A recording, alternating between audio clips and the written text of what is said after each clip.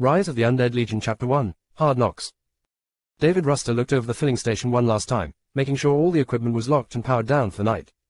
Most of the interior lights were off. Above, the sign with the neon company logo was dark except for a small, closed, glowing dim red against the starry midnight sky. Satisfied all was in order, he pushed off and began pedaling along the tree-lined road. It was a 4-mile ride to Anytown, Pennsylvania. Dave had lived in Anytown his whole life. Nestled in the pine-covered hills near the southern border between Pennsylvania and New York State.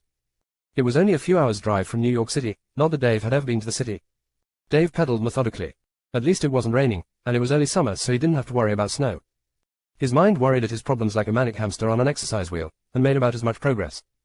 No money, no college, no prospects, no future. What could he do to get ahead? No money, no college. Preoccupied, he didn't hear the whine of the electric car until it was too late. The headlights came around the blind curve in the wrong lane, flaring away his vision too quickly for him to react. A loud crunching thud and the squeal of tortured metal. For a slow moment he flew peacefully. Then he slammed into the asphalt, tumbling and sliding for longer than he remained conscious. Dave opened his eyes and the night sky slowly came into focus. He thought his body was in an odd position. He felt pain, a lot of pain. Something was blinking to the side, turning his head caused even more pain. He saw a car, blue-white headlights shining into the trees and red emergency lights blinking back at him. The front was accordioned into one of the old pines growing on the opposite side of the drainage ditch. I guess it jumped the ditch and the tree stopped it. Serves them right for trashing my bike. Dave's priorities and judgment were, needless to say, questionable at the time.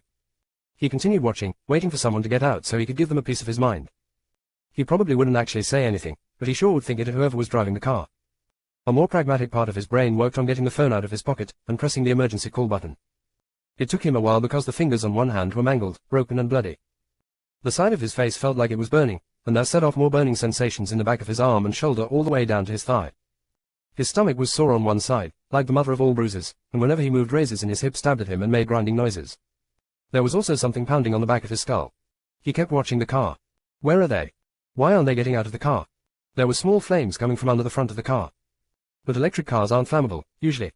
Dave dropped the phone, ringtone and all, and tried to stand up. He didn't get up all the way, he was only able to shuffle forward in a bent-over crab walk. It seemed like a long distance to the car. But he kept moving toward it, watching the small flames flicker underneath.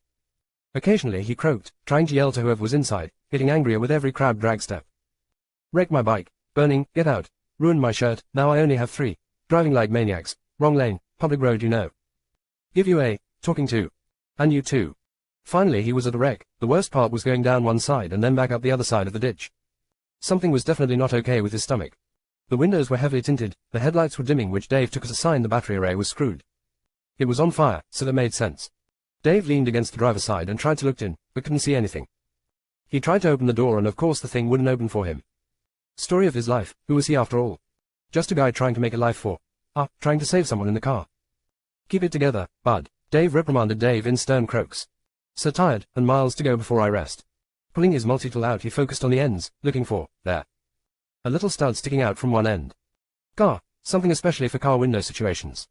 Holding the tool like an ice pick he swung the stud end at the window side armed, almost falling with the swing. The safety glass shattered into little cubes like it was supposed to. Little cubes of glass were all over the place, carbide was very hard. Carbide. It was carbide. The window, it's open now, bud. Enough with flapping your gums around, bud. Move. Doctor. He's awake, a nurse called. Where am I? Asked Dave. Checking the monitors the nurse turned to answer him. You are in Rambaldi's Private Institute of Healthcare. You are a fortunate young man. Your injuries could have killed you, she said. Injuries? An accident, I remember. There was a woman there. Is she all right? Asked Dave. Woman. Sir, you were the only one there. It's okay, the fall may have scrambled your memory. She said. Huh. What? He clearly remembered someone in a car hitting him and then crashing into a tree. He. Christina, barked a middle-aged man in a white coat. Mr. Ruster. Please disregard whatever she said. There is someone here to speak with you about the incident, said the doctor. As he spoke 2 men in business suits appeared in the doorway. They looked like the guys from Men in Black, or some sort of bodyguards maybe. Dr. Hendricks, please leave us, ordered the bigger one, walking over to the bed. The other suit watched the doctor and nurse leave, then leaned against the door casually. The first guy positioned a chair near the bed and sat. He looked like he was in his mid-30s, fit like a bodybuilder. He had a gruff voice and a serious expression on his face. Mr. Ruster. This situation we are in. You got very lucky. You survived, and you saved someone very important. So kudos, guy. His eyes locked onto Dave and held, freezing him to the bed. But here's the thing. That important person was never there. You know what I'm saying, guy. As the man spoke, he shifted, unbuttoning then buttoning his suit jacket, and picking at something on his pants leg and brushing it away. What's with this guy? A full-on fashion diva, all obsessed with the fit of his clothes and staying immaculate. Then what bodybuilder said clicked in Dave's head. Now he understood. Bodybuilder here and door prop over there, since they hadn't bothered to introduce themselves, were here to cover up the whole incident. They wanted to make it look like Dave crashed the car into the tree, and they wanted Dave to cooperate and take the fall. You think I'm going to take the blame for the accident? I saved the woman's life, and I got injured doing it, after she hit me in the first place. I didn't do anything wrong. I can't even afford the hospital fees. Will you want me to take the hit for this? A DUI means fines, and court and jail time. I'm not gonna play that hand. And how about some simple gratitude for saving that woman's life for fuck's sake? Even just a, thank you, would be better than this shit. Dave finished his tirade, furious. Calm down, guy. Everything is already taken care of. No legal charges are gonna be pressed. Not even a misdemeanor on your record. Just your name on a no-fault accident report and the tow job. In recognition of your good deed, and for your silence, we will take care of the hospital bill and make a charitable donation for your time. 20 grand, Mr. Ruster. That's plenty, till you get another MCJOB. Right, guy. Bodybuilder smiled, showing a lot of teeth. He shifted in his chair, and very deliberately, almost exaggeratedly, started to unbutton his jacket again. He watched Bodybuilder start his little obsessive-compulsive ritual again, unbuttoning his jacket. Dave's outrage and defiance froze and withered. A gun was holstered under the jacket. Bodybuilder wasn't fidgeting or obsessive-compulsive about his clothing. He was offering Dave a choice. Dave's heartbeat thundered in his ears, and the shaky, sick, hollow feeling of a massive adrenaline spike overrode whatever drugs were in his system. Crap. Guns and bullets trumped nerd outrage. Every time. There wasn't anything Dave could do. He couldn't even speak. It was humiliating and frustrating. These two suits, Bodybuilder and door prop, weren't asking for his cooperation. They were here to find out if he was going to play ball in the cover-up conspiracy which was already in motion. It meant they were connected, whoever pulled their strings was powerful and influential. And had money. Lots of money. If Bodybuilder decided Dave was a threat instead of a helpful little cog in their machinations, he would exercise his trigger finger and make the threat go away. Make Dave go away. He didn't have a choice. Not really. Cooperate or die was not a choice, or it was an oh-so-very-easy choice to make. He would play the game, take their money and be grateful he was still alive. The old saying was true, no good deed goes unpunished. As the two men walked to their ride, door prop looked over at Bodybuilder. The boss told you to thank the kid and ask him to cooperate. He said neutrally. Ah, don't worry about it. He's just a small-town hick. A nobody. The money will shut him up and he'll forget it ever happened, partner. Yeah, about that money, partner. We were supposed to give the kid $1 million. She'd be dead if it wasn't for him. Whoever glitched her ride knew what they were doing. Ah, come on, the kid wouldn't know what to do with $1 million. I gave him enough to tide him over till he goes back to work. Plus a little extra to get something nice. Everybody should treat themselves now and then. He smirked. So what about the rest of the cash? Come on, Payson. Don't bust my balls. I invested it, okay. Shit. You went to the track, didn't you? You don't have the rest, you lost it all. Bodybuilder's face turned deep red. I have the rest, most of it, okay.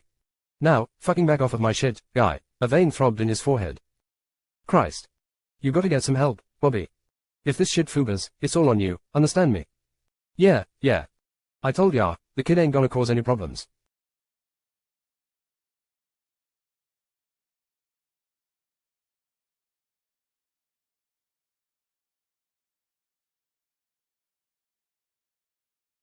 Rise of the Undead Legion Chapter 2, Initiated.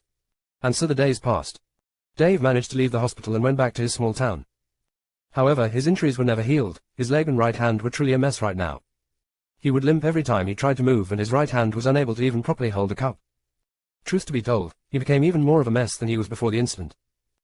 And now due to his suffering, he is incapable of regular work. His former boss kicked him out from the petrol station due to his injuries, but said that it was due to Dave's tardiness and his absence from work.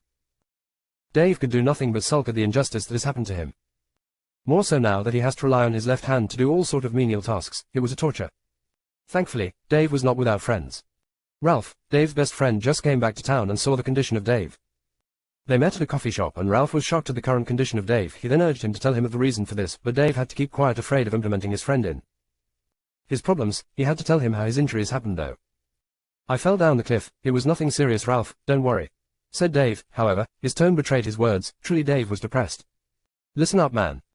I know I don't have the right to say this, but you should have finished your studies and went to college. At least you could have managed to get a decent job, or enough experience to get a desk job.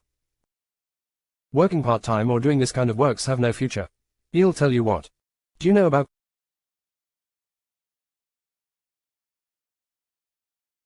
conquest? He said. Ah, that game. Yes, I read about it, but what does this have to do with studies, man? Or work? You can make food out of a game, right? No, this is where you are wrong. I am a member of one of the strongest guilds in the game. I even receive a salary by just playing and doing some tasks. Though I am not a core member, I still manage to get about $5,000 a month by just playing. And due to the time dilation between the game and reality, I can manage to play for a long time, doing different quests and bringing honor points to the guild will earn people more income. Last month I managed to get 12k my salary plus the benefits of doing a hard quest and managing to get the name of our guild in the server announcement. Wait, you're saying that you got $12,000 just— Wait, you're saying that you got $12,000 just from playing a game? Holy shit, I could barely get a third of that by working my ass off all month long, said Dave. Yes, you heard me right, and that was just because I happened to be on the same party that did the quest. The guy who discovered the quest received $50,000 from the leader. This is all about commerce and sponsorship basically. If you get to do a legendary quest and manage to get the name of your guild or party up in the server announcement, you can input the name of one of your sponsors there, doing publicity to them. Thus you will gain sponsorship and receive money, said. Thus you will gain sponsorship and receive money, said Ralph. This sounds interesting. How can I join? I remember the price of those machines costing about 10 grand. Well, rewrite, they're quite costly. But if you manage to get one you can start ahead and create your own character. Once you do that you will be able to join the game. Listen up, there is a minimum requirement for joining our guild, it's to hit level 50. Once you are level 50 you will be eligible to access the guild, with a recommendation from me of course. But be wary, just because you joined the guild doesn't mean you will be immediately paid. You will need to start doing some quests and help to achieve some objectives. And if you discover a new dungeon or region you will be awarded by the guild. Though now that 3 years had passed, it is rare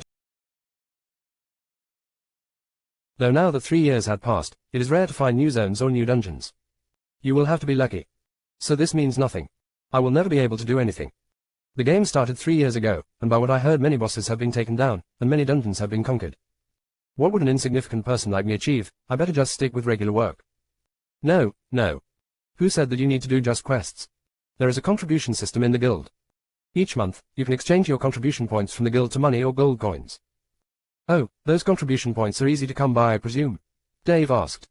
Yes, you just need to farm some dungeons, do some repetitive quests. If you gather 5,000 contribution points you will be paid the exact sum in hard cold cash. On the other hand, by doing these quests, you will earn some gold coins.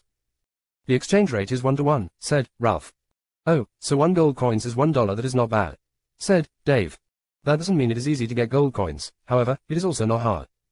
It is much more profitable too. Do you remember the hype about bitcoins? This is almost like it, but the gold coins can be exchanged rather rapidly. So what do you say? Wanna join? Asked Ralph. It sounds interesting enough, said Dave, but I will have to decline for now. I don't really have enough for the moment, Dave lied. But he knew well enough why. I will join the moment I have enough cash to buy one, said Dave. He knew that Ralph was a good friend of his, and he knew that the moment he joins the game he will dote on him and try to help him as much as he can. If he were to do that he will have bothered him a lot. That is why Dave wanted to rely on himself, like when he used to play old MMORPG games he always went solo. Doing stuff like joining guilds was never his thing. But before he joins the game he needs to do massive amounts of research. Hey, listen up, I can help you buy a gaming capsule, said Ralph, but he was immediately interrupted by Dave. No need bro, I know well enough that you want to help, but for the moment I need to find a job first. I can't just rely on the game to pay you back. Who says when I will reach level 50 I might even give up on the game and you would have wasted money on me while I will be forced to get cash to pay you back. $10,000 might not be that much to you, but it would take me a lot to gather it. I should work and save up to get the gaming helmet myself, said Dave. Sigh, do whatever you want bro. Anyway, if you ever join, send me a private message. My game name is Blaster. Alright Blaster, said Dave snickering, I will send you a PM once I join, he said. The both of them spent time chatting and speaking the whole evening. Then Ralph bade Dave farewell and left. The night was still young and Dave went back to his apartment. It was a shabby place. Yet it was not filthy, it had the bare minimum of tools. 2 chairs and a small table, a desk near his bed and a small kitchen and a shower for his use. It was not the best of places but the rent was really cheap. Currently, Dave's balance was about $17,000 that remained from the money he was given by that man in black. Truth to be told he felt disgusted at using the money, but he still was unable to get a job so he had no choice but use it. It seems that I will be needing to use this to buy a capsule. Sigh. That day, Dave went online and began by doing some research about the game Conquest. There were several classes in the game, ranging from hunters, thieves, berserkers, tanks and many other classic classes. There were even some hidden classes with superior attributes, but they need to be unlocked by following a quest line or doing some various odd jobs. The game was separated into multiple giant cities and territories. The players had the ability to conquer other territories and claim land. However, due to the 3 years since the establishment of the games, the political map of the game has been changed. No longer was the original kingdoms the current rulers of their countries, the guilds took over. Killing the king of the said country would grant the killer the right to rule. So it was really easy to take control over land. However, it still meant that the moment the king of said country is killed, they will lose their kingdom. This, however, is only applicable under certain conditions. The kingdom must be forced to undergo war. This was not easy to achieve. There is an item that is needed to start a conquest. A territory attack conquest. Those items are dropped by high-tier monsters and rare and ancient chests. These high-tier monsters would require thousands of players to fight against, and even if they defeat them, the chances of the territory attack conquest to drop are abysmally small. From the beginning of the game, 3 years now, only 3 of such items were found. And they were used to conquer 3 major kingdoms. As such, the current game rulers are 3 guilds. Heaven's Dawn, that took the northern kingdom under it. Blood Rage, who took the southern kingdom of the desert. And the Devastators, who took over the western kingdom. Naturally, these super guilds have strong backing. Above each of these 3 are 3 rulers. Zhang Shi, from the Chinese guild Heaven's Dawn, who took over the guild and is declared king over the north. And Warlord, who is an American player that rules over the western kingdom and leader of the Devastators. While Wan Yi, ruler of the southern kingdom and leader of the Blood Rage guild. Each kingdom was named after the guilds. And Ralph was obviously a member of the Devastators. The world map was split into 4 great regions. Each of these regions has their own territories and quests and geography. Each of these regions has tens of thousands of miles of territory. To travel from one end to the other of the map would take about 10 months of travel on foot. This just serves to speak of the immense size of the game. The designers of the game have implemented a super AI that is managing the game and creating more terrain and quests by each passing minute. Thus, the game never suffered any setbacks and always moved forward with new content. Of all the 4 regions, only the eastern region was left without a guild to command. Due to the nature of that kingdom, it is an impossibility for it to be conquered. Why? Because it is ruled by an eastern emperor who rules over actual living dragons. There were several footages showing the might of the eastern army. They actually claim themselves to be an empire and have ruled over the land for thousands of years. Also, their position is in a highly dangerous area with monsters of high level. Normally the highest level in the game is 1000. While the highest player currently is the leader of the Devastators, Warlord, with level 422. Even after 3 years of gaming, no one managed to reach the max level. This just tells people how vast the world of conquest is. While the ruler's the domain of the Eastern Kingdom is vast, it also harbors highly tiered monsters and creatures. The lowest level beasts range from level 400 to 450. Even the highest level player cannot take on these beasts, thus the almost impossibility to conquer the kingdom. Still, this doesn't mean that they didn't try, but looking at the footages of the conquest against the kingdom, many had seen how impossible it is for casual or even hardcore players to take down the kingdom. Even reaching the borders with an intent to fight is rewarded with instant death from the superior guards of the place. So for the moment, many players are intending on leveling up their characters in order to conquer the land and gain a huge income. Due to the nature of the game, once a king establishes rule over a land, they are entitled to a percentage of the gold that circulates in the territory. Mainly, taxes. The rulers get to hog taxes from the kingdom, from fixing equipment, or buying anything. A small percentage of the money is sent toward the kingdom's treasury. And the king of the land is able to use that money to either reinforce his kingdom or use it as his own. The rulers of the 3 super guilds are currently billionaires, due to the amount of money that is circulating. However, they don't use that cash just for themselves. They use it to empower their guilds and reinforce their lands.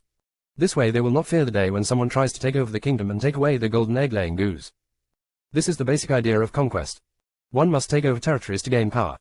And due to the vastness of the kingdoms, even if a person manages to take over a city within the kingdom and is appointed as a baron by the king, they will be able to take a percentage of the taxes from the said city while also sending a percentage of the tax to the king. However, they will be needed to supply the king with forces if need arises, so to rule over a simple city is enough to make a person rich for life.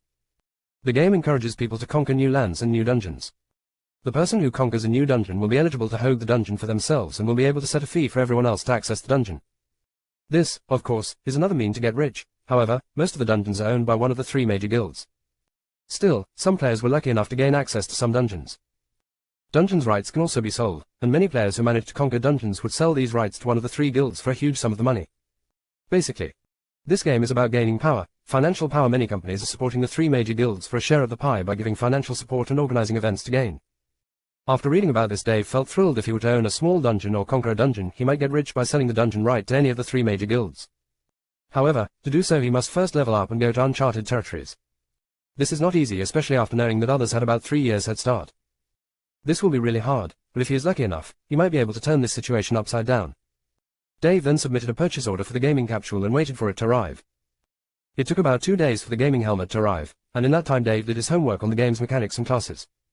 Once he set up the gaming helmet, he put it on, hoping that the $10,000 would not be a waste. He logged in the game. A white light soon blinded him for a moment before a notification showed up before him. Welcome to Conquest. Please speak to Alfred. The notification then soon disappeared. Looking at where I stood, it was a blue platform where there was an old man wearing butler clothes and a single lens glass. He fixed his lens and moved forward. Welcome to the world of conquest. Adventurer. Here you should know that everything you will be doing will affect not only you but anything and everything around you. Let's make this brief. Let's start with your race. Which race would you like to be? Asked the butler while with a wave of his hand he showed all available races. From humans to elves, dwarfs, gnomes, even orcs and trolls. Looking at the characters one would see the difference in each of their characteristics and basic stats. Basically, it was the normal thing that most MMORPG had. Name Deathstroke. Race, human, keep the same features, said Dave. Very well, quite direct I may say, said the butler named Alfred. Then where would you like to start your journey? Asked Alfred. I am more of a solo player, I would like to start near the Eastern Kingdom, I said. The Eastern Kingdom, I don't think you will be able to survive there, especially with that, said Alfred as he looked at my right hand. Ah, I totally forgot about this. Worry not, said the butler and with another wave of his hand the mangled right hand and right leg were like new. Wow. That is amazing. How did you do that? The headgear is attached to your brain, I just tampered with your brainwaves, now you would not be bothered by your injuries in this game, but do know that once you leave the game the injuries will not disappear. Said the butler. Ah, I can't thank you enough. I was going to go for a caster class due to this now that I can move my hand like I used to. I should probably go for the regular tank class. You cannot choose a class here, you must do the required tasks first before that. Ah, I know, I am just thankful, said Dave. Many people came here, not bothering with this old man.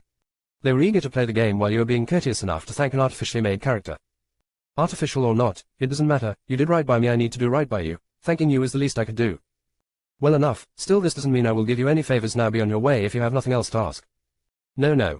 Wait, said Dave. What is it, adventurer? What is inheritance?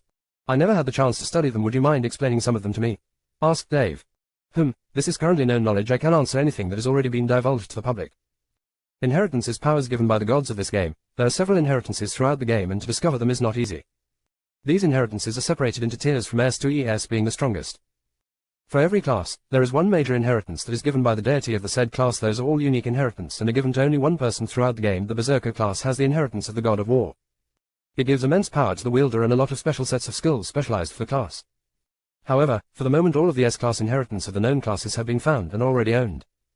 Oh, so that means that there is still the possibility of an S-class inheritance to show up if a new class is discovered, said Dave with a smirk. Actually, that was a smart deduction on Dave's behalf. He understood that the butler meant that even if the inheritance of the major classes has been discovered, the top inheritance of a hidden class has yet to emerge. Indeed, there are some hidden classes who have yet to be discovered and they too have a unique inheritance to them. However, this doesn't mean that they are easy to acquire. First, you must find the hidden class and then you must search for a way to obtain the inheritance. Believe me, that is easier said than done, said the butler. Well, that means it is hard, and not impossible, thank you for the information, said Dave. Actually, he already did his research on the inheritance and saw many footages of people that owned them wielding immense strength, but due to the uniqueness of them, he felt sad for not being able to obtain them. Still, the butler now confirmed that there is still some hidden inheritance that some hidden classes can own. He just has to find himself a hidden class then. Anyway, this is all I wanted to ask. Let's meet again then, said Dave as he waved his hand to the butler. By the way, said the butler. I am the AI of the game. If you happen upon a bug or something that you deem worthy of my guidance or question, please do not forget to call upon my name. Now be on your way, said the butler as he waved his hand and a portal appeared before me. He then disappeared. Ah shit, I didn't ask him where my exact location will be, said Dave to himself. Well, it doesn't matter. Let's just look where we will land and hope it is not somewhere dangerous. Right after that Dave walked through the portal and found himself in an almost vacant town. He looked at his character and saw that he was wearing some brown wool pants and a white shirt. The basic of basics. Status screen. Level 1. Health 100 mana NA. Stamina 100 Rage, Focus NA. Intelligence 10 Wisdom 10. Dexterity 10 Agility 10. Vitality 1 Strength 10. Magic Resist 0 Defense 0. HP Regen 0.1, Sec Mana Regen NA. Stamina Regen 10, Sec Rage, Focus. Regen NA. Title NA. This looks alright. Rage. Focus. It seems that these are related to classes. I guess by the moment I gain a class 1 will be eligible to access those stats. If I remember correctly. Wisdom is related to mana and intelligence is related to magic damage. The more wisdom one has the more mana they will have, and the more intelligence one has the stronger their attacks. Strength, on the other hand, relates to how hard one can hit with their weapon. Every weapon has a range of attacks, and due to strength, the damage can increase. Vitality is related to HP. 1 vitality is 10 HP. As for stamina, it is a necessary stat to almost all classes. It helps with movement and rate of attacks. Thieves would need high stamina to chain attacks. Every physical attack would cost a bit of stamina. So, the more stamina one has the more they can hit or dodge. Then there are defense and magic resist. They're stats that help resist a percentage of the damage dealt to a character. If I remember correctly, an attack of 1000 damage, if it lands on a character with 100 defense, only 900 damage will be dealt to the character. The same goes for magic resist. Quite simple actually. Stamina regen, mana regen and health regen are related to the speed of regenerating these stats. The more regen a character has, the more HP they can regain after being damaged. A character can regenerate HP even if they're in combat. High regen equipment can help prologue a fight. Well, now that I understand the basics, I should probably get myself some equipment, but to get the equipment I need to do some quests. Time to start newbie quest, said Dave as he happily moved forward towards a character who had an exclamation mark on their head. It seems that there is a quest. Chapter 2. Dave began to appreciate his surroundings. Looking at the town where he stood, the dimly lit skies and the dark atmosphere. This place was unlike anywhere he had been to before. The buildings had a medieval theme to them. There was an interface that he had access to. It was at the side of his vision. If he would focus clearly, he could see many different icons. Map.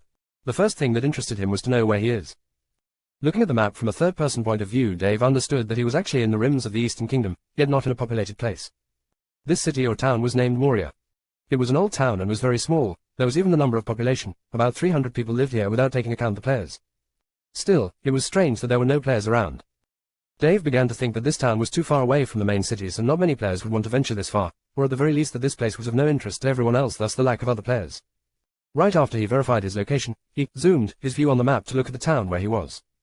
Three major things caught his attention here: the teleportation gate, the church, the training center. The teleportation circle is a gateway that can teleport a player from city to city, so that they do not waste time going from place to place. The church was where he could take the simplest and easiest to acquire class, a paladin. And the training center where he could train his character to learn the basic skills that every class has. Should I start first by doing gathering quest, or should I head to the church to start the paladin quest line? Asked Dave himself. Well, let's start by going to the training center. At least I could get a basic weapon and shield and start training. If I remember correctly, I would need to reach level 10 before starting the basic paladin quest line, said Dave, as he moved towards the training center, ignoring the man with the question mark on his head. Once he arrived at the training center, he saw many NPCs doing various movesets and attacking dummies. There was a large buff man, who was leaning on a pole and watching the NPCs. That man must be the instructor, as he had a yellow question mark on his head. Hey sir, said Dave to the man. The gruff-looking man made an inspecting look at Dave and said, Oh, fresh blood, you must be one of those adventurers, right? I have seen many of you. Truth be told, I am envious of your ability to revive even after you die. Still, that does not make you invincible. Ah, I guess you want to learn the basic skills and train, right? Said the man. Dave was a bit stunned, not at the man but the way he spoke and the expressions on his face. Though he was but an artificial character, he displayed remorse and envy and gave advice to Dave. This was for him a first. How can a fictional character display human emotion? Dave could only praise the work behind such a game. Perhaps this is a reason why people are hooked on the game. Ah, yes, I was hoping to learn some basic skills. Others have said that they will be useful to train later on. Would you be kind to teach me? Asked Dave. I have no qualms with that, but first you must do me a favor. I have been looking over these grunts for the past few hours and I am feeling a bit hungry. Take this and go to the bakery, my wife works there. Bring me my lunch, I forgot to get it, said the man. You have obtained a new quest. Bring us some food. XP plus 200.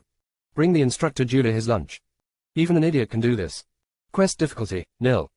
Dave squinted his eyes at how rude the notification had been but didn't voice his complaints. He took a small stamp that had the name Judah on it and went where he was supposed to go.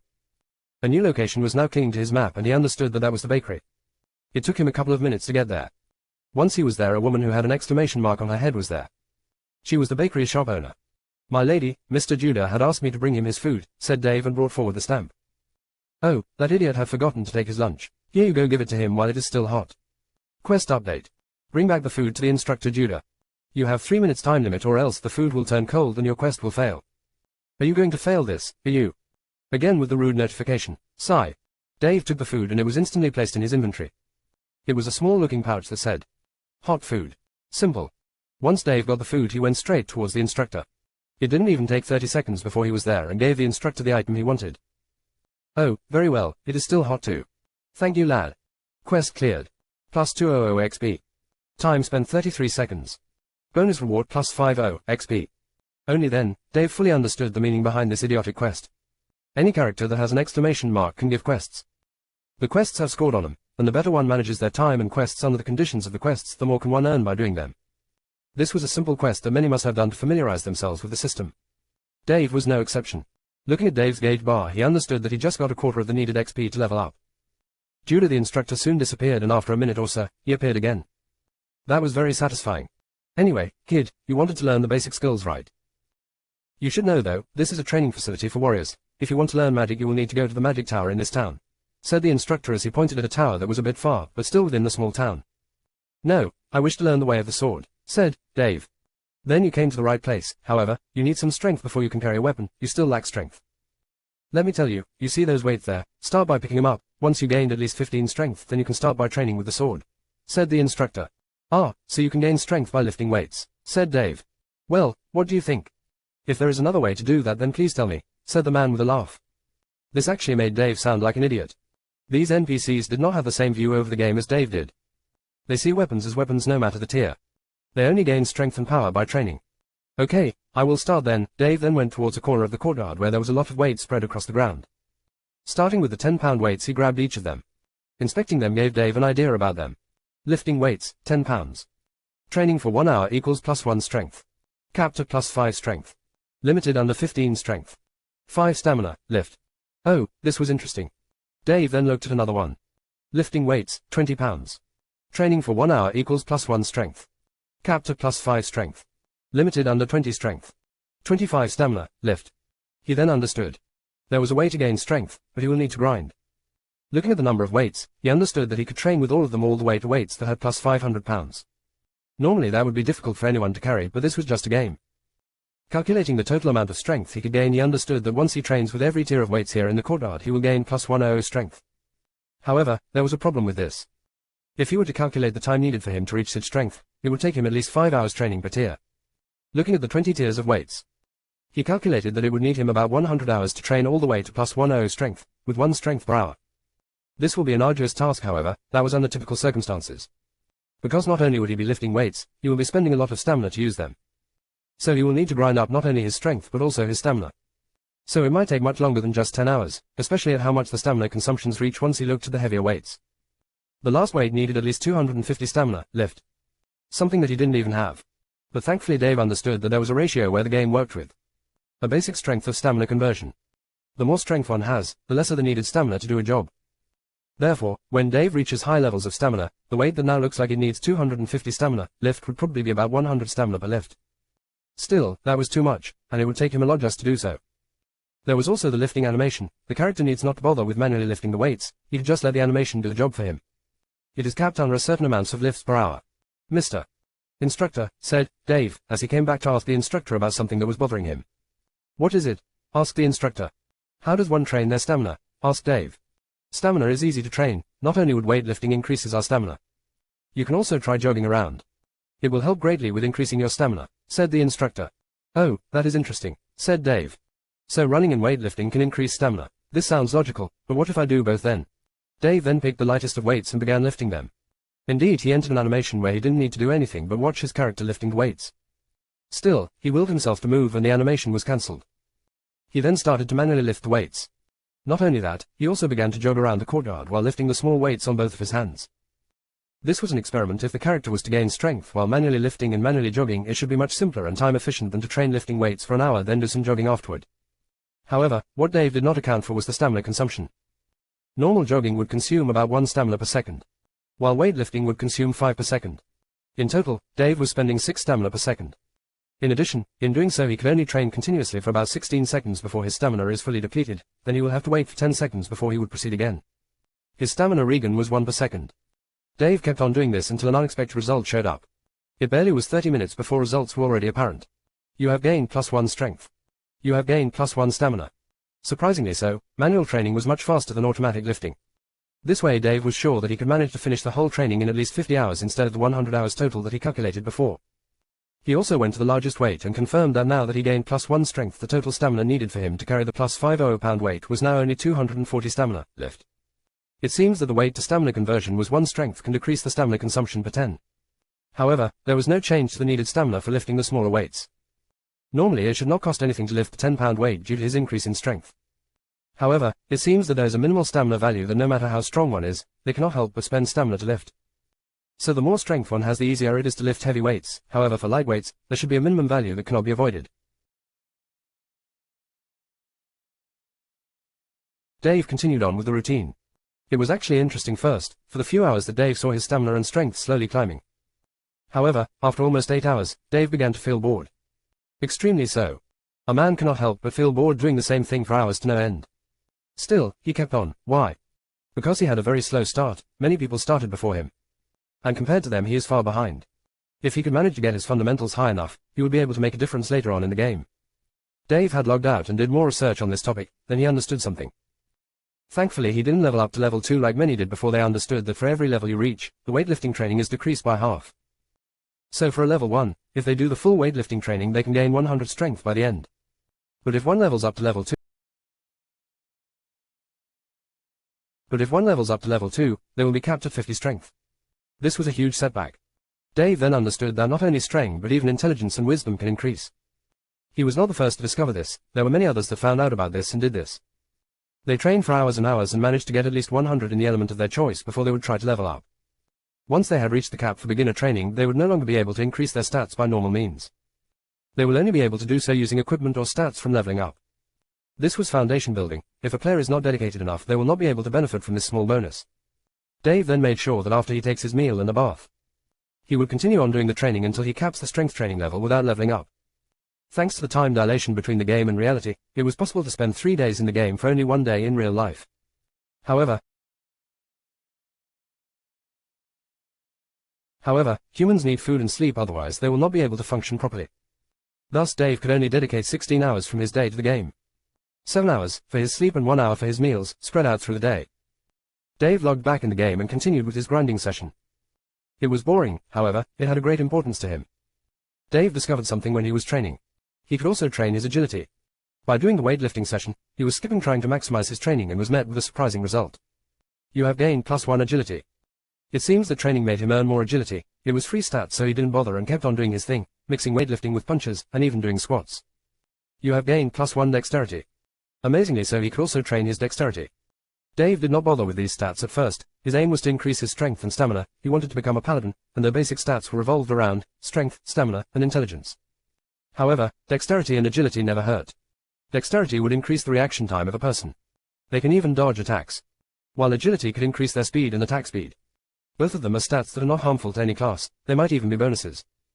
Thus, the training session that was going to waste 50 hours of Dave's time now took much more. Dave was a greedy person. He knew he only needed to train just his basic stats, but now that he had the ability to train more, he would not want to waste it, lest that he would regret it in the future. Therefore, the training session increased until he had spent more than 1 week game time. Then and only then did he check on his status screen to see the improvement he brought to himself. Level 1. Name: Deathstroke. Race: Human. Health: 100. Mana: NA. Stamina: 200. Rage, Focus: NA. Intelligence: 10. Wisdom: 10. Dexterity: 110. Agility: 110. Vitality: 10. Strength: 110. Magic Resist: 0. Defense: 0. HP Regen: 0.1 sec. Mana Regen: NA. Stamina Regen: 1 sec. Rage, Focus: Regen: NA. Title: NA. Fantastic, said Dave, as he admired his perseverance. It took him a lot of time to finally reach this point. He even ignored the instructor's advice to come back to him after having 15 strength. Now that Dave gained the bonus 100 stats that can be obtained at level 1, he felt rather proud of having achieved something of great value after being consistent and persevered through it. Now if I gained this much just by doing physical training, how can someone gain intelligence and wisdom? Said Dave to himself. Then he went back to the instructor to ask him about it. After all, he was the only one who gave him tips about training his body. You want to increase your intelligence? Why don't you go to the library and read some books? I might look like a brute, but I do know that reading books can make you smarter, said the man with a laugh. So reading books, thought Dave to himself as he looked at the map trying to find a library. There was none to Dave's dismay. There was, however, another choice for him: the Wizard's Tower. It is only logical. Wizards would need to have a high level of intelligence and wisdom to cast their spells. Dave then headed towards the Wizard's Tower, ignoring the instructor once again. Dave did not want to proceed with skill learning before he claimed all the bonus points that one can have. Once at the Wizard's Tower he met a beautiful woman that wore a wizard's hat. She was at the front door with an exclamation mark on her head. This must be the magic instructor. My lady, can I please ask you on the ways to increase one's intelligence? Said Dave in a polite manner. Being courteous never hurt anyone. This was a motto Dave always abided with. Oh, such a young one seeks the wisdom of the sages. Your request must be related to the way of the arcane. Indeed, one must be smart and wise before they would learn to cast spells. You may get inside the tower, if you wish to learn magic from me. I need you to have at least 15 intelligence before you could begin learning the most basic of skills, she said in a manner that showed her elegance and with an attitude of superiority. Once again, Dave was surprised at the game's creators' sense of ingenuity. They can make artificial characters behave like humans. Thank you for your kindness, said Dave and went inside the tower. There were a lot of bookshelves and desks filled with various books. Dave then picked a book related to the basics of magic and began to read. Dave could not believe that all of these books were related to magic. If so, how much time would the AI must have spent to write the lore and theories of magic in this huge library? Then again he was disappointed. The moment he opened the first book he understood that it only had 2 pages worth of words and the rest were empty. The book he had on his hand related to the theory of mana and magic in the world. There were just a bunch of words to make fantastical ideas look logical. However, once he finished reading the book he was met with a pleasant surprise. You have gained +1 intelligence. You have gained +1 wisdom. It only took Dave 1 book to level up his stats, and both of them at the same time. Without wasting time Dave then began reading another book. However, he was not rewarded with anything until he read another one. Then he understood that the more stats he gains, the harder it is to gain more. This was simple logic. One cannot fill a full cup. Once a person knows too much of the world he will find it hard to learn new things. Well, this was the theory and Dave had nothing to lose. So he started reading more and more books. It was not easy though. It took him about 20 hours of straight book reading to finish the whole books in this library. Thankfully, each book had at most 2 pages worth of words, but by reading the last one of these books, Dave was met with a pleasant surprise. Not only had he managed to gain 100 intelligence and 100 wisdom, he gained a title. You have gained a new title. I know it all. +5% towards all basic stats. With this, Dave was surprised. A title that adds bonus stats. It might not be much right now. 5% stats is not a great deal at the moment, however, in the late game, this 5% can become monstrous. In addition, this title only needed the person to do all the menial tasks and gain all the bonus attribute points before they reach level 2. Dave did not wait until he looked at his status screen and was amazed at what he saw. Level 1. Name. Deathstroke. Race. Human. Health. 100 plus, 5. Mana. 1100 plus, 55. Stamina. 200, 10. Rage, Focus. NA. Intelligence. 110 plus, 5.5. Wisdom. 110 plus, 5.5. Dexterity. 110 plus, 5.5. Agility. 110 plus, 5.5. Vitality. 10 plus, 0.5. Strength. 110 plus, 5.5. Magic resist. 0. Defense. 0. HP regen. 0.1 sec plus, 0. Mana regen. 1.1 sec plus, 0. Stamina regen. 1 sec plus, 0.5. Rage, focus. Regen. NA. Title. I know it all. Not only that. His mana bar was unlocked and he did not even notice until he saw his status screen. In addition, the mana regen. It was a nice amount, yet it was too low. Even if it was much higher than his HP regen, it was still a measly 1.1 per second. To fully fill his HP bar it would take him at least 1000 seconds. That is about 16 minutes. Which was a bit too much. However, he understood that the more wisdom one has the higher their mana capacity is, and the more regen they will have. The conversion rate is 1 mana point, sec for every 1000 mana. This was still too much. But Dave knew that there were many items that help with mana regen and there are classes that benefit from passive mana regen. Also there are classes that have increased regen on stamina and HP. This past week was a good haul for Dave.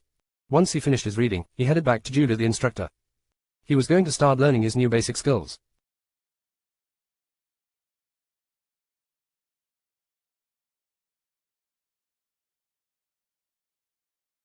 Rise of the Undead Legion Chapter 3, Learning the Ropes. On the road back to the instructor, Dave had noticed many people living their lives as if it was the most simple thing to do. It was surprising, refreshing and rather interesting. How fictional characters, live, in this world could be beyond Dave's understanding, but still he appreciated the work that the AI took into creating these lives.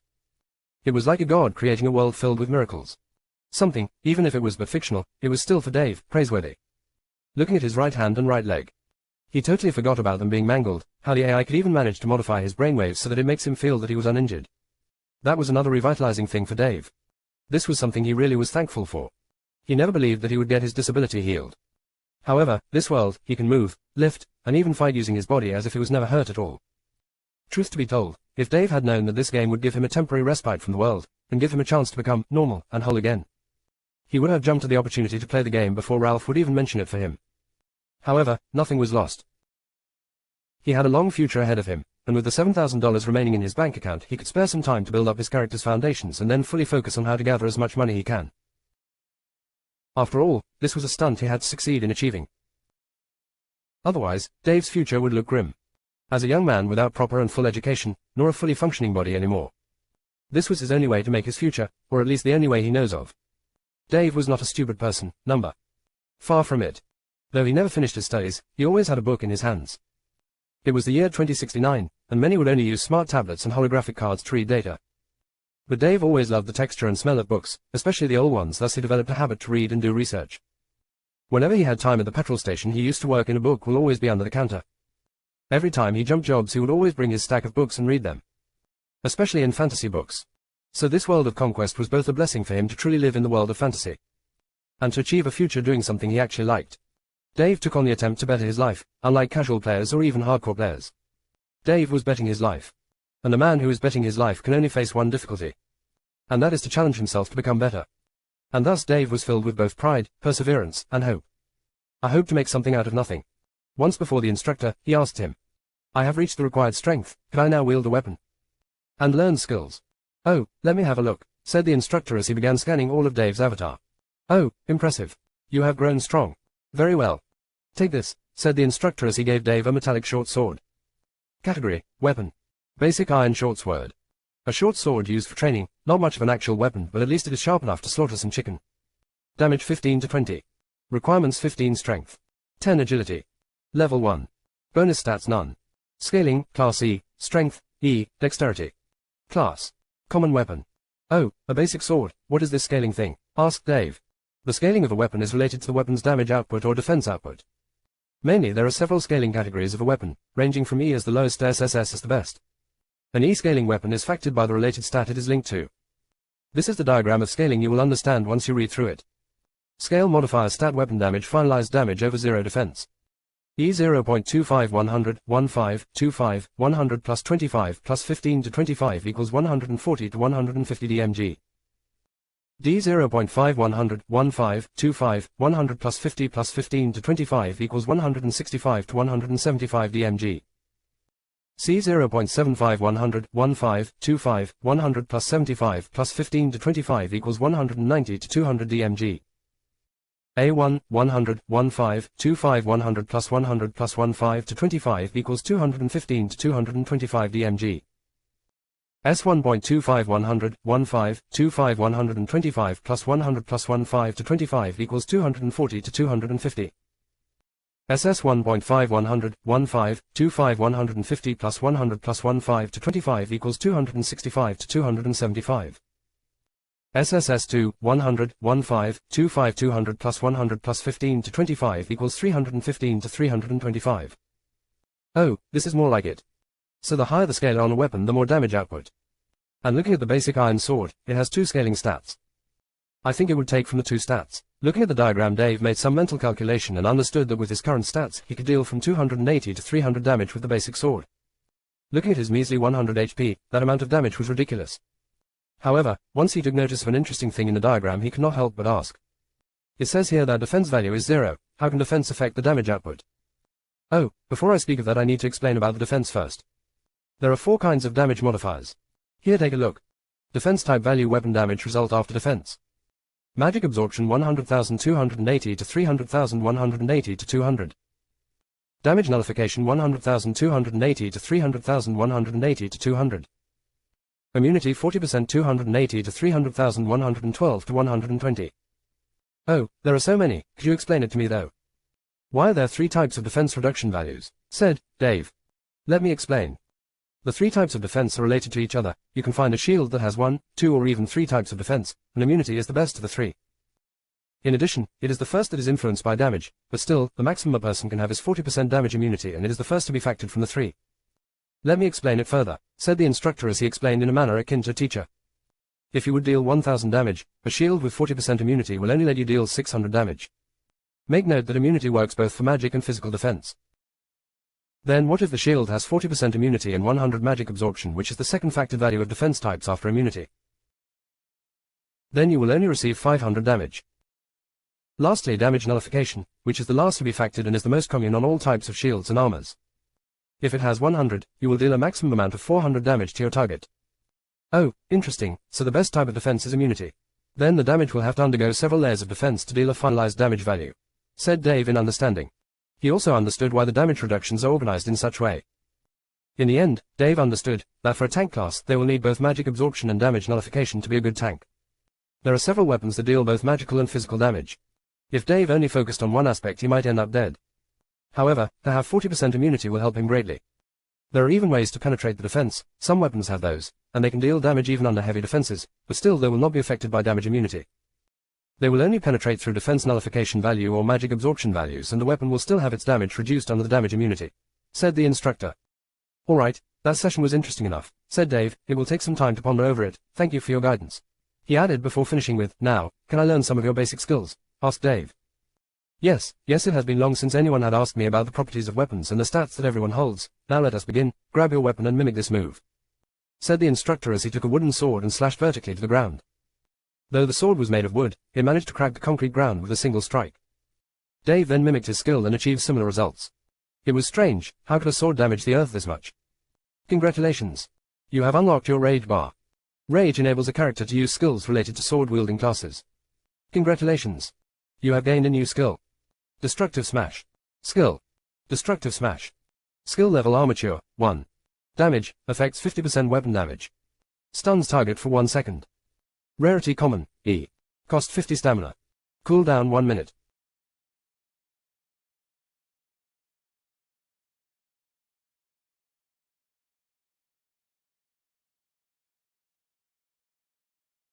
Rise of the Undead Legion Chapter 4, Recommendation Letter. For a basic skill, it sure is costly and has a huge cooldown, said Dave. Indeed, however, that is because you're just starting. Once you train this skill to perfection, you will be able to use it more often and will be able to reduce its cost. However, this is a skill with a low tier. Even if you reach a Grandmaster level with it, it will still deal low damage compared to mythical tiered skills. Could you tell me about the tiers of skills and the tiers of mastership of a skill? Oh, there are 5 tiers of mastership of every skill. It starts with amateur, to beginner, expert, master, and grandmaster. One must reach 10 levels of each tier to reach another realm of the skill. So in total, to become a true grandmaster in this skill you will need to train it for 50 levels, but make sure that the higher the level of the skill the harder it is to train it. But it is also awarded with reduced costs of usage, and might sometimes give higher damage, said the instructor. Then for the rarity of the skill. It starts with common, rare, unique, epic, desolate, mythic, and legendary, going from lowest to highest in rarity. As for the legendary skills, the only way to obtain them is by having access to an S-class inheritance. Anything below the legendary rank can either be obtained via learning under an accomplished master, or finding rare skill books. Dave then was surprised to have learned about the rank of the skills in inheritance carrying characters. This would mean that to have a legendary skill he will be needing to have an S-class inheritance. So far there are only 6 verified S-class inheritances. They are all related to the major classes of the game. Thieves, assassins, rogues are under the same category. They have the Shadow Dancer inheritance, which is obtained by some mysterious girl who seldom shows up in raids or fights. Someone was lucky enough to have caught a tape of her using her inheritance skills and posted it online. The other one was the God of War inheritance, which falls under the warrior type class, which is composed of bruisers, berserks, tanks. It was obtained by the leader of the Heaven's Dawn Guild, Zhang Shi. He used it many times to clear impossible dungeons and to fight for supremacy. Another inheritance was the Summoner class inheritance. Summoner falls into the category of summoners, druids, warlocks. However, warlocks are a type of wizards. They summon demons to fight for them, so they are categorized as summoners class with a high aptitude for destructive magic. Their inheritance was the Tree of Life's Light. A druid that is working under the Heaven's Dawn Guild owned it. The only guild to have 2 S-class was the Heaven's Dawn, and that was proof of their strength. As for the priest, healer's inheritance, it was called the Dawn of Light. It was owned by the leader of the Southern Kingdom, Wan Yi. He is a powerful priest that was said to be able to bring back the dead. He is a calculative and mastermind and was able to hold his head up high using his inheritance. Although not powerful in combat as the God of War's inheritance, it is strong enough to support allies and to conquer dungeons, which were the reason why the Southern Kingdom's leader is one of the richest guild owners in Conquest. There is 2 remaining S-class inheritance that is owned by solo players. The Hunter, Archer class, Divine Bow inheritance is owned by a powerful hunter guy. He is the very personification of a wandering adventurer. The Hunter class is unlike the Archer class. While the Hunter class is weak in PvP combat compared to the Archer class, it can tame beasts to help it fight enemies. The Divine Bow inheritance is unlike the others. It is an equipment, a golden bow that he obtained at the end of some dangerous quest, and with its high damage output and unique skills he managed to outshine even the most powerful archers. While he also has a dragon pet. An actual dragon as a pet. The last inheritance is the World Bender's inheritance. It is a magic type inheritance that reduces mana costs, cooldowns, and empowers all the class's skills by a huge amount. Not only that, it changes the graphics of normal skills and their power. The owner was a girl who managed to obtain it via luck, and that was the only statement she had said, not mentioning the way she obtained the inheritance. Dave saw a video where she was displaying the power of the inheritance. A simple fireball could be the size of a miniature sun. Quite powerful and with devastating effects. Normally the players with inheritance should be powerful beings. Not only could they transform into their class's main deity, they can also gain impressive amounts of defense, HP, increased damage output, and some even gain a massive size. Like the God of War inheritance owner, he can grow massively in size. Even a stomp of his feet can crush another person. Yet this inheritance would have been a game breaker if not for their limit. The user can only stay in their transformed state for 2 hours after activating their inheritance. After that, the inheritance activation goes on a 72 hours cooldown, game time. Alright, you should start by practicing your skill, said the instructor as he pointed at a dummy. Once Dave reached a dummy that was in the middle of the courtyard, he started first with a basic attack. Minus 315. Oh crap. That is a lot, said Dave as he looked at his basic attack damage. Looking at the log, he understood that the system took into account his already overpowered stats. The weapon deals damage based on agility and strength. If another player without his bonus stats were to hit this dummy, they would have dealt a measly amount of damage from 60 to 80 at max. That is impressive, said the instructor, you have some power in you. And that was not even a critical strike. Indeed, I feel that this is overpowered, said Dave. No, not really, that dummy has 0 defense, it is for practice purposes. Here, try attacking me, said the instructor. Are you sure? Asked Dave.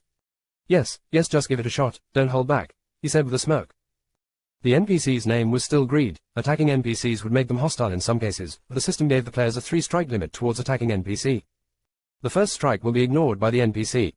The second will turn your relationship with the NPC from friendly to unfriendly. The third strike will make him hostile and he will attack you on sight. Dave fully understood this and didn't hesitate to attack the instructor. The instructor didn't dodge and received the attack head-on. Minus 0. What? Dave said with shock. Look at your battle log, said the instructor as he saw the battle log. Basic damage, minus 320 physical damage, 40% immunity equals 12820,000 damage nullification equals minus 19,872. Damage dealt 0. Wow. You have that much damage nullification. I would need to hit you 150 times stronger for you to even take some damage.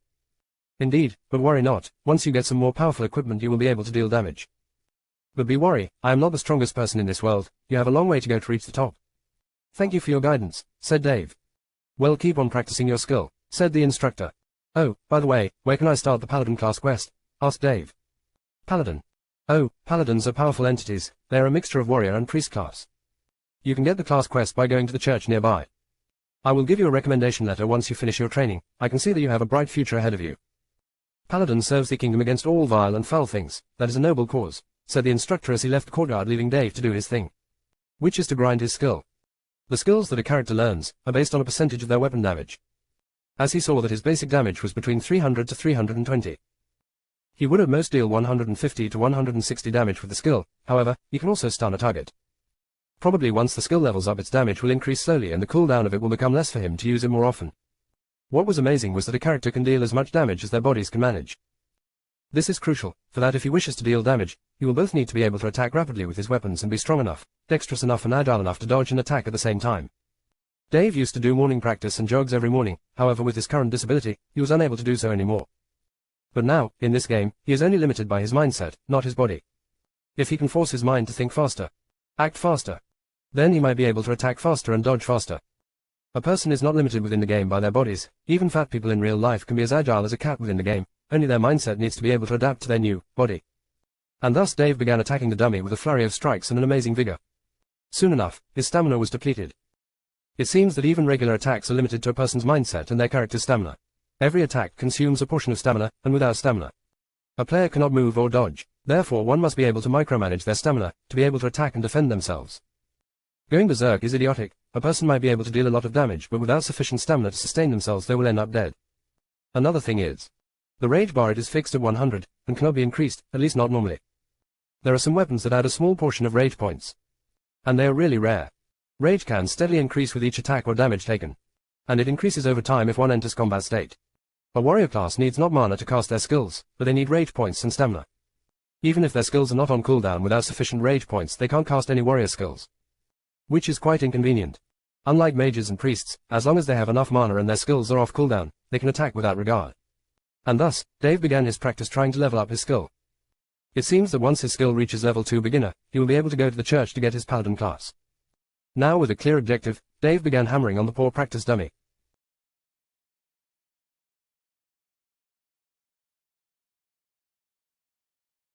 Rise of the Undead Legion Chapter 5, The Benevolent Duo. Congratulations. Destructive Smash reached level Amateur 2. Finally, after 2 hours of smashing around, the skill managed to level up. Skill. Destructive Smash. Skill level Armature, 2. Damage, affects 55% weapon damage. Stuns target for 1 second. Rarity Common, E. Cost 45 stamina 10 rage points. Cooldown 55 seconds. Well, the only difference is the slight increase in damage and the cooldown reduction by 5 seconds. Also, stamina cost had decreased by a slight bit, said Dave to himself. He turned back to see the instructor that has just, conveniently, come back. Mr. Judah, I have leveled up the skill to level 2, said Dave. This was the requirement for him to have the chance to go to the church so that he would start his planning class questline. Oh, that was rather fast. You sure are hardworking. Here you go, said Judah as he handed Dave a sealed letter. Quest item. Sealed letter. Hand this over to the bishop in the church. It's at the northern side of town. I marked it on your map so you don't get lost, said Judah, and the exclamation mark on his head vanished. It seems that he no longer has anything to say to Dave, so he dismissed himself.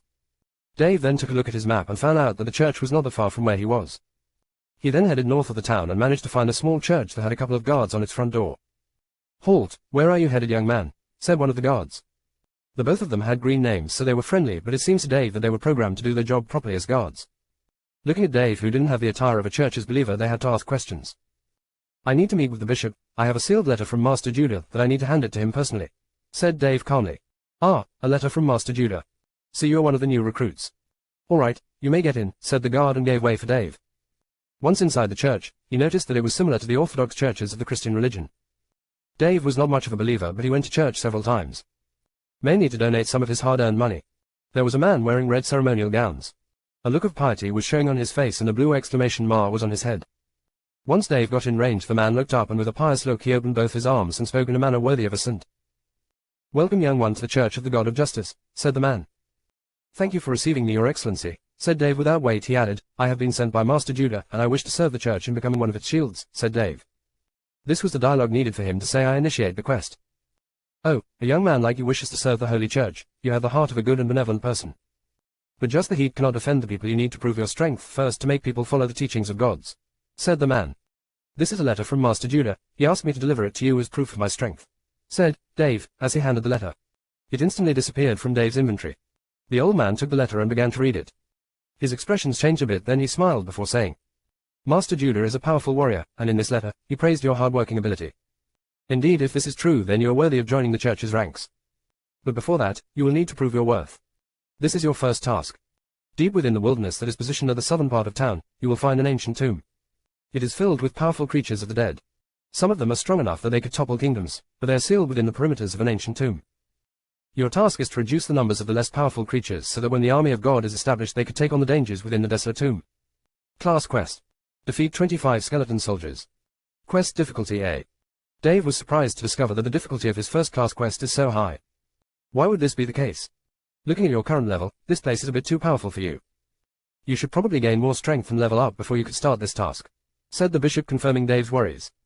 What Dave didn't account for was that his position is close to the southern kingdom. This kingdom had barred many of the powerful guilds from ever breaking.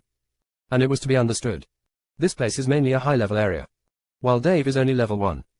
I will do my best, said Dave. Then right before he could leave, 2 guys suddenly entered the church. Once Dave turned around he noticed that they were players. One had the name Bonebreaker. The other was named Stainless Steel. This was the first time Dave met players in this game. Mainly due to the town where he was, Moria, was an empty and vacant town. People rarely chose this place as their spawning point. It is too far from any of the more popular cities and has low recourses, plus the monsters around it are too high level for new players. High-level players would pass by here from time to time to do some quests, and this was the same reason these guys were here. Oh look, said Bonebreaker. There is a player here. Ah, look at his cloth. He must be a newbie, said Bonebreaker, addressing his friend. Hey bro, said the guy named Stainless Steel. Why did you start your character here? Don't you know it is too tough for you to even level up here? Any monster here will kill you 100 times over before you could even land a hit with that low level of yours and without any proper equipment, he said. Thank you for the advice. I just started the game and just randomly picked a spawning point, said Dave in a manner faux-factly. Wait a moment, here I need to submit a quest, said Bonebreaker as he spoke to the bishop. The conversation between NPC and the players is muted for everyone else besides the concerned party. So Dave couldn't hear the conversation, but looking at a glowing light that shone from Bonebreaker he understood that the man just leveled up and he must have finished a quest. Alright, my quest is over. Hey dude, said one breaker addressing Dave. Yes, said Dave as he looked at the man. You must have started your class quest right. You want to be a paladin? Asked Bonebreaker. Ah, yes, answered Dave. Alright, listen up, I'm going to do you a favor. I am currently doing a quest that is related to killing the undead. You can accompany us, join our party and we can help you with your quest. It's just killing some skeletons, right? Said Bonebreaker. Stainless Steel looked at his friend in a questioning look, but then he smirked and smiled. That smile was a bit sinister, but Dave didn't manage to notice it. Yes, said Dave. Then join our party. We can power level you a bit, he said as he sent a party invitation. You have been invited to a party. Accept. Why, N. Dave then accepted and was shocked to see the two guys level. Stainless Steel was level 322, while Bonebreaker was level 351. The interface would also show the party members' HP and mana points, which was stunning to look at from Dave's point of view. Stainless Steel was a priest of sorts, while his HP was about 225,000, his MP was more than 400,000. While Bonebreaker was a paladin who had more than 450,000 horsepower. That was a monstrous amount of HP. But what about the defense value? Dave couldn't fathom it. Dave couldn't understand why they would help him, but it didn't feel right. Something was amiss. I think that I will just slow you down, guys. I should probably focus on my own thing here, said Dave. Ah, don't worry, we are all brothers here. Listen up, we need at least 3 people to finish a quest. There's a secret quest that we have initiated and the door to that quest needs 3 people to operate. Here you can take these for yourself. You are about to become a paladin, you might use them, said Bonebreaker as he initiated an exchange. He placed some equipment there, a potion and a shield with a hammer. And gave them to Dave. Dave rarely believed in free things, though he gave some of his money and didn't wait for a return. He didn't think that many people would do so without an objective. Especially these two guys, they could have picked anyone else, why Dave? What Dave didn't know that many people would instantly reject their offer once they know where they were heading. Death in this game is no simple. Once a person dies, they lose all their XP and will be reset to 0 XP or their level. If a person was level 100 for example and with 99% XP to level up, if they die their XP meter will reset, they will still be level 100 but they will have 0% XP. However for Dave, he was just level 1 so even if he dies, he won't be losing anything. And for these two guys, it was much better than to hope for someone else to accompany them. People would be worried about strangers coming with them to unknown places, but Dave thought that this was just a game. What is the worst that could happen?